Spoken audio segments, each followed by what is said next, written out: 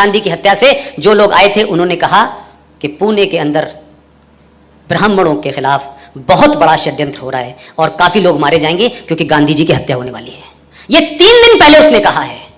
उस लेडी ने यहां तक कहा कि उस अफसर को उसने बता दिया था जो उसका पति था, उसने दिल्ली भेजा। दिल्ली में किसने फाइल दबाई? ये कमीशन के बारे में नहीं बताया गया आपको, वो कमीशन की रिपोर्ट निकलवा लीजिए ना, वो छुपका दी, दबा दी। हो सकता है कि सामने हो नाथूराम गॉडसे, और गांधी जी की हत्या से 2 दिन पहले का उनका बयान देख लीजिएगा। ये सब कुछ अवेलेबल है।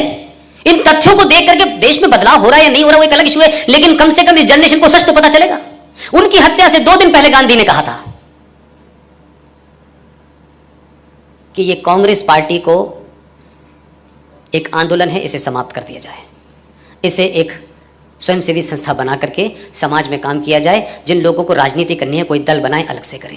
लेकिन कुछ लोगों को लगा कि ये दल ही खत्म हो गया तो हमारी दुकान ही बंद हो जाएगी। उन्होंने गांधी जी को थ्रेट 2 बार किया और 2 दिन के बाद गांधी जी समाप्त हो गए। और कौन वहां खड़ा हुआ था? कैसे कैसे षड्यंत्र हैं आपके यहां। जाइए तो जरा बिरला मंदिर जाइए, तो इतिहास तो देखिए दिल्ली में जाकर के, क्योंकि हम सब लोगों ने अखबारों के माध्यम से पढ़ा है। और उस दौर के अखबार जो 1 या 2 हुआ करते थे, आज की तरह कोई 450 टेलीविजन नहीं थे। किसने सुना गांधी के मुंह से ये आवाज निकली, हे राम? किसने सुना था? ऐसा क्रिएट कर दिया गया कि सिर्फ नेहरू जी को सुनाई दिया हे राम कह रहे थे वो। How to create the thing. आपने एक क्रिएट करा, लोगों की सिंपैथी हे राम, आखिर में उन्हें भी हिंदू बना दिया और चल रहे। गांधी के बारे में कुछ मत कहना, कहते ही मुसीबत हो जाएगी। गांधी की पर्सनल लाइफ के बारे में विदेश में चर्चा हो रही है, उनके निजी जीवन के बारे में चर्चा हो रही है, वहां नहीं कुछ बोलेंगे। लेकिन जैसे ही इस देश में भारतीय जनता पार्टी और आरएसएस को कॉर्नर करना हो तो 2 एजेंडे लेके खड़े हो जाओ कि आरएसएस तो वो पार्टी है, वो संगठन है जिसका गॉडसे जो था मेंबर था। और ये देखिए, ये तो वीर सावरकर के समर्थक हैं। तो ये बड़ा अच्छा है, जैसे ही वो ये बोलते हैं ये बेचारे डिफेंसिव हो जाते हैं। अब ये डिफेंसिव नहीं हो रहे, अब उनको संकट लग रहा है, इसे नया क्रिएट करो। तो इस बार क्या हुआ कि उन्होंने कहा कि अच्छा, जिसको तुमने हिंदू आतंकवादी क्रिएट किया था वही हम उसके खिलाफ उतार देते हैं, जो हिंदू आतंकवादी थ्योरी का जनक था। तो राजनीति में आदर्शवाद नहीं चलता है।